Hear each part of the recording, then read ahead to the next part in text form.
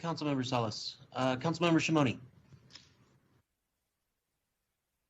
Thank you, Mayor, and thank you to the sustainability team.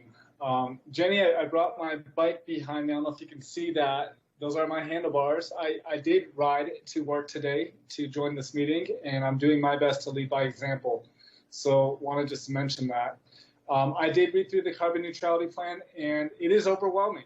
There is a lot that we have to take on, and I think the community understands that and understands the gravity of what we're doing, and so do we. And now that the rubber is starting to hit the road, I think that we got a lot of work to do. And as Councilmember, I want to say McCarthy said, it's going to come down to where is the money going to come from, and how are we going to see these things through, and what's realistic, as Councilmember Aslan said, and what can we really do. So I do have a few comments. I wanted just to start off by thanking the community for all of the engagement that they've been doing throughout this process. Tonight and throughout the past, I think that this has been an excellent community involving process, and Nicole and your team has done an excellent job of being inclusive and engaging of the community at large. I do serve on the Mountain Line board, and we are talking about electric buses. We did receive a grant to receive the bus for free, at least the first couple, but the charging of those buses is on us, and the infrastructure is on us, and it's costly, and it's tough, especially as you're trying to improve systems and do better as it is. But as the public comment from Mr. Bono said, I think we need to really look in the mirror as a city and with this council and with the city leadership, and figure out where can we move forward as a team, as a city, And so ideas like Red Gap Ranch, I think, are a great start. I think that's a huge, ambitious undertaking, but I think we can achieve it. But I'm also thinking about transportation, and I'm thinking about our capital improvement projects. I'm thinking about our 5-year plan. I'm thinking about, how can we best integrate public, pedestrian, and bicycle infrastructure into those projects on the capital improvement plan. I'm thinking about the active transportation master plan, which hopefully will be going to public review, the 60-day public review in mid-May, I believe it is, mid-May. But stay posted for that. That's being pushed very, very strongly by staff, and we're hoping that goes out to the public in mid-May. So that's a huge plan, and if it does get funded and the bikeways document within that gets funded, we can create the infrastructure to allow folks to leave their cars at home when they can and take their bikes safely and not risk their lives as I do when I ride my bike. I think we need to be flexible with our infrastructure, and this is kind of talking to our team internally and saying, as grants become available at the federal level for infrastructure for first and last mile and alternative modes of transportation, which seems to be a focal point for the federal government, we need to be ready. We need to be expecting those grant opportunities to arise and have that flexibility within our capital improvement plan to accommodate them in real time and implement that grant funding opportunity into what we do on a year-to-year basis, rather than saying it's just not part of the plan. And so that's an internal conversation I'm planning to have with staff, just to let everybody know, and I'm hoping that staff embraces those values and can run with these ideas.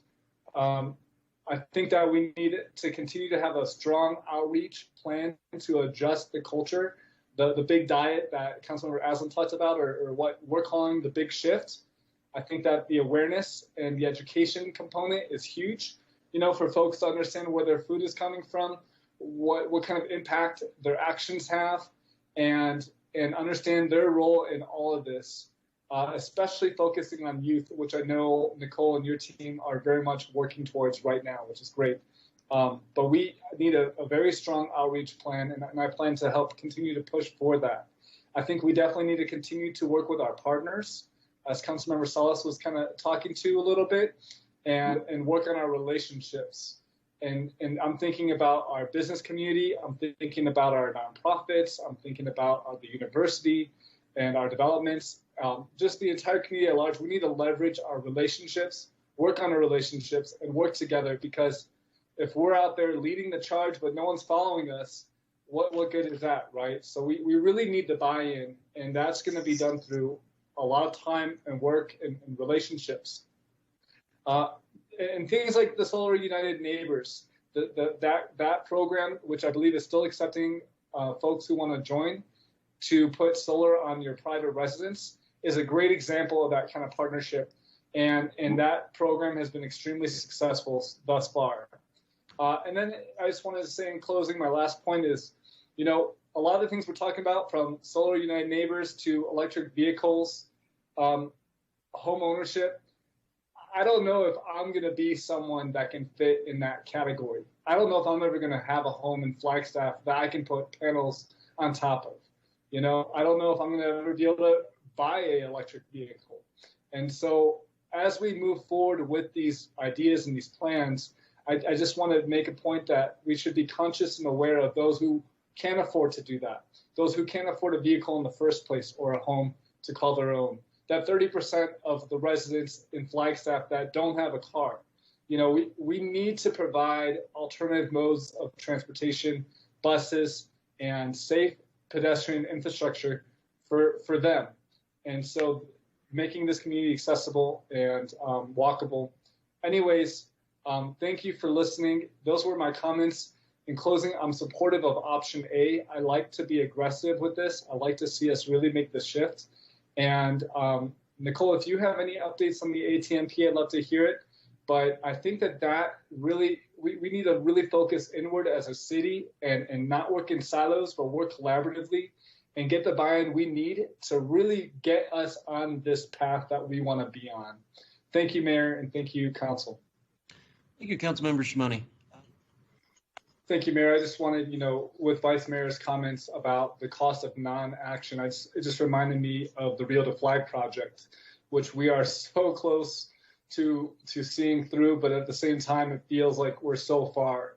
And I just want to say, you know, the cost of not seeing that project through, Mayor and Council and the community, is close to $1 billion+ if and when that flood does come that puts our Southside downtown areas underwater. So Council and staff and Mayor, we really need leadership now more than ever to see that through. And I know that there's complications with that, and there's action being had in moving that forward. But we really need to double down and see that through, because that is a social justice, local issue and relevant to this topic more than ever anything else, and just a massive thing that our community in the South Side specifically deserves from us to see through. So I just wanted to take a minute to acknowledge that. Thank you.